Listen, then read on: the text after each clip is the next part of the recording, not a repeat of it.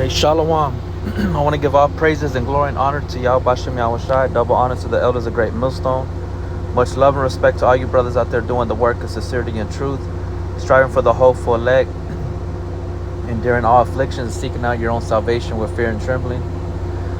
This is Yahabatazah. It's coming back with another video. I just want to go into some scriptures regarding, basically the end of the world, the current situations and things of that nature that we're in currently, and what it's foretelling. So I want to start off with 2nd Ezra 6:6. Then did I consider these things, and they all were made through me alone, and through none other.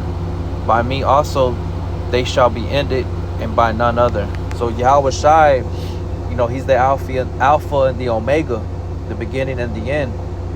And he's the one that created all things by the authority and vice regent of his father Yahweh, the Alahayim, with all the rest of the angels that help create everything that is here, the seen and unseen. All right, without hands. So at the end, he's going to be the one to destroy the ones that destroyed the earth, that hurt and touched the Lord's people, the apple of the Lord's eye, which is the Israelites, the Hebrew Israelites, which are your Negro Latinos and Native American Indians. So he's going to be the one to end all corruption. He's going to be the one to destroy death. There was no power in death to keep him, so that's why he rose up, he resurrected, and ascended back to the Father with honor and glory. Now he sits on the right hand side of the Father, as he was in the beginning. So verse 7, it says, Then answered I and said, What shall be the parting asunder of times, or when shall be the end of the first, and the beginning of it that followeth? And he said unto me, For from Abraham unto Isaac, when Jacob and Esau were born of him, Jacob's hand held first the heel of Esau, for Esau is the end of the world, and Jacob is the beginning of it that followeth. And that's one of the prophecies that are waiting to be fulfilled. So Esau, when he came out, their mother's womb, Rebecca, Esau came out first, which that makes him the eldest. But Jacob had the hold of his foot, his heel, and came out along with that followeth. So all that was representation of something, that was signifying something. And here in 2nd Ezra 6 is where you get that answer. As it stated, for Esau is the end of the world, and Jacob is the beginning of it that followeth. So Esau was the beginning of a downfall, of a corrupt kingdom. The earth was gonna die. The earth was gonna lose its strength. Going all the way back to Cain, the earth was gonna yield her strength unto the world. That's why you see there's nothing grown. Nothing grows. There's no fruit. Everywhere is desolate. It's desolate. There's no life. Everything's slowly dying and becoming small and less in stature and things of that nature. So this is the time that we're in. We're in the end. We've been in the end. It was a losing game since the beginning, when Adam or Eve was deceived and enticed by the serpent and caused Adam to fall. Which Adam is also accountable for his own actions, but it was already the end at that moment, but it had to play out its time. It was a long process of time that it needed to play out. So on verse 10, it says, The hand of man is betwixt the heel and the hand. So let me let's go to Matthew. I could have started here, but Matthew 24 and verse 3, and he says, Matthew 24:3, and as he sat upon the Mount of Olives, the disciples came unto him privately, saying, Tell us, when shall these things be, and what shall be the sign of thy coming and the end of the world? So they're asking him, when is going to be the end of this an age? Because if you go into that word world, it's eon, so it's an age, a sign of an age. So the end of the world is Esau, right? So his age, there's going to be a particular time where that age, where this man rules, is going to come to an end, and this is that time. You know, even though they went from being from the Greeks, the Romans, to the Spanish, the French, you know, Great Britain, now America, you know, Germania minor, major, Germania major and minor, and now it's America. Okay. It says, verse 4, and Yahawashi answered and said unto them, Take heed that no man deceive you, for many shall come in my name, saying, I am the Messiah, and shall deceive many. And ye shall hear of wars and rumors of wars. See that you be not troubled, for all these things must come to pass, but the end is not yet. For nation shall rise against nation, and kingdom against kingdom, and there shall be famines and pestilence and earthquakes in diverse places. All these are the beginning of sorrows. Right, so all these are the beginning of sorrows, man. This is everything that's going to be going on under this man's reign. As we see, all the sedition, the insurrections, you know, the protesting, the ICE, you know, going in and apprehending the so-called immigrants, were you know, basically the whole every American is a target. You know, you're like, during the Patriot Act, there's no privacy, and everybody's pretty much deemed a terrorist. That's how you're looked at. All right. So now that they're going after the your Negro Latinos and Native American Indians, you know, this is part of the prophecy that they're going to come in as madmen. But in the midst of all that, you're going to be having all these diverse things going on in the earth. There's so much stuff going on in the world right now, man. It's ridiculous. It's crazy. But that's how we know that everything's starting to boil over. It's that boiling pot. You know, things are heating up, and it's starting to boil over. So you got all these different, you know, things going on. You got like the analogy that the Lord likes to use, during the woman's pregnancy, once she starts reaching towards her 9th, 10th month, that's when the contractions start to come, those birth pains, and she starts to dilate. But once her water breaks and those contractions start becoming small increments in between each other, that's how you're gonna know that the child's about to come forth. She's about to give birth to a child. So everything's about to pop off. Okay. So we know that the Esau is the end of the world, and that which followeth is the beginning of a new life, right? I mean, over here, not even quoting it right. Let me see.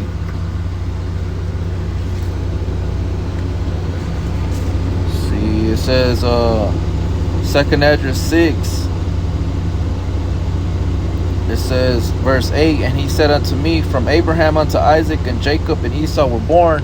Of him Jacob's hand held first the heel of Esau, for Esau is the end of the world, and Jacob is the beginning of it that followeth. So Jacob is gonna be the beginning of a new world, of a new age, okay, of righteousness, and corruption is gonna be done away with. Let me find this one real quick, and it's in 1 Corinthians.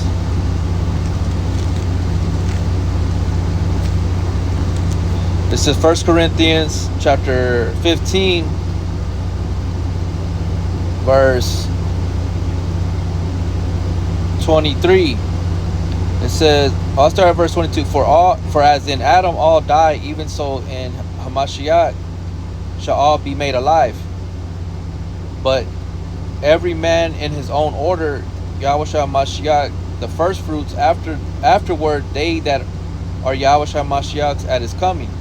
Then cometh the end, when he shall have delivered up the kingdom to the Most High, even the Father, when he shall have put down all rule and all authority and power, for he must reign till he hath put all enemies under his feet. The last enemy that shall be destroyed is death. Right. So that's that. Who is that? Who's the pale horse? Esau. Okay. That's who's gonna be destroyed. So he's the end of the world. Death. Alright.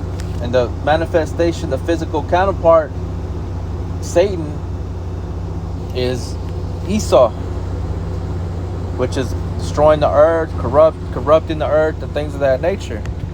I'll get to this other one.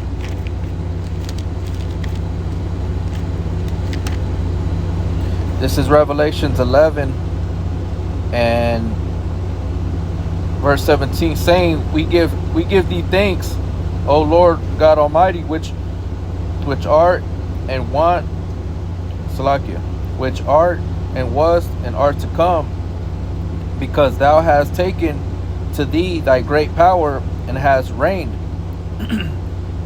And the nations were angry, and thy wrath is come, and the time of the dead that they should be judged, and that thou shouldest give reward unto the servants, the prophets, and to the saints, and to them that fear thy name, small and great, and shouldest destroy them which destroy the earth.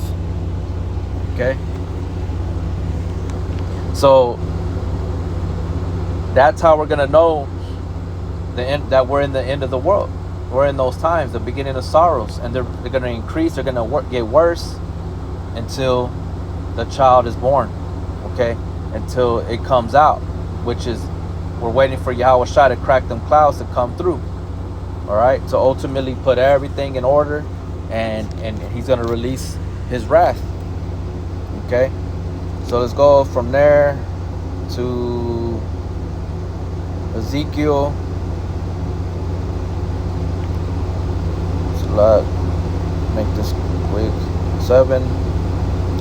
This is Ezekiel 7 and 5. Thus saith the Lord power, and evil, and only evil, behold, is come. An end is come. The end is come. It watcheth for thee, behold, it is come. The morning is come unto thee, O thou dwellest in the land. The time is come, the day of trouble is near, and not the sounding again of the mountains. When you look at that word morning, it's talking about doom, destruction. So the destruction is come, doom is come. All right, it's here, and the Lord is telling you. The scriptures tell you that the Lord created evil and good. All right. Verse 8. Now will I shortly pour out my fury upon thee, and accomplish my anger upon thee, and I will judge thee according to thy ways, and I will recompense thee for all thine abominations. And that's what it said in 2nd Ezra 6. It said that when the first verse I started at, verse 6, 2nd Ezra 6 and 6. Then did I consider these things, and they all were made through me alone, and through none other.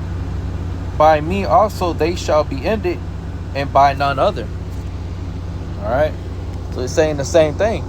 2nd Ezra, or Salakia, Ezekiel 7 and 8. Now will I surely pour out my fury upon thee, and accomplish my anger upon thee, and I will judge thee according to thy ways, and will recompense thee for all thy abominations. And my eye shall not spare, neither will I have pity. I will recompense thee according to thy ways and thy abominations that are in the midst of thee, and ye shall know that I am Yahweh that smiteth. Okay? So he's going to judge you 2/3 Negro Latinos and Native American Indians and the heathen. Okay? But the end is here. You know, it's been here. It's just increasing.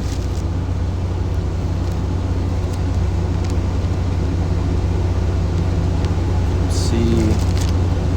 Let me get this other script real quick.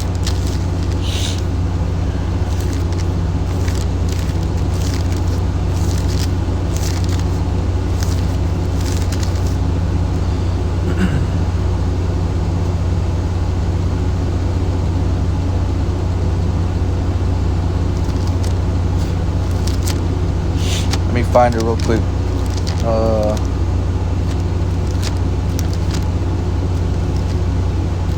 Let's see.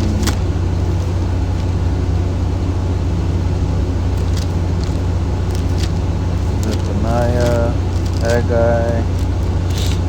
This is Zechariah. Let me pull it up from here then.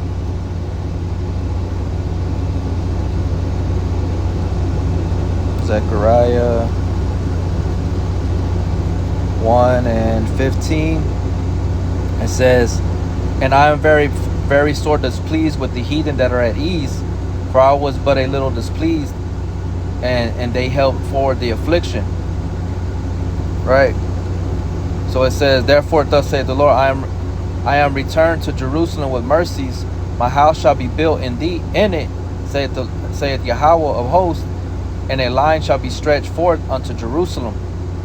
Okay. So the heathen, as it said, the Lord said, "I am very sore displeased with the heathen that are at ease, for I was but a little displeased, and they helped forward the affliction." So they didn't stop. You know, they kept pushing and pushing, you know, doing the most to the Lord's people.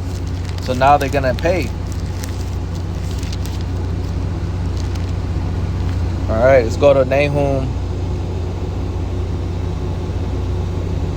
1 and 9. It says, what do you imagine against Yahweh? He will make an utter end. Affliction shall not rise up the second time. Okay.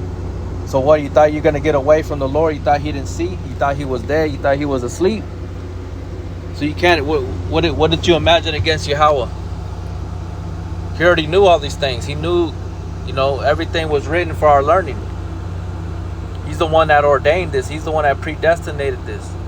It was from the beginning that the end was going to come.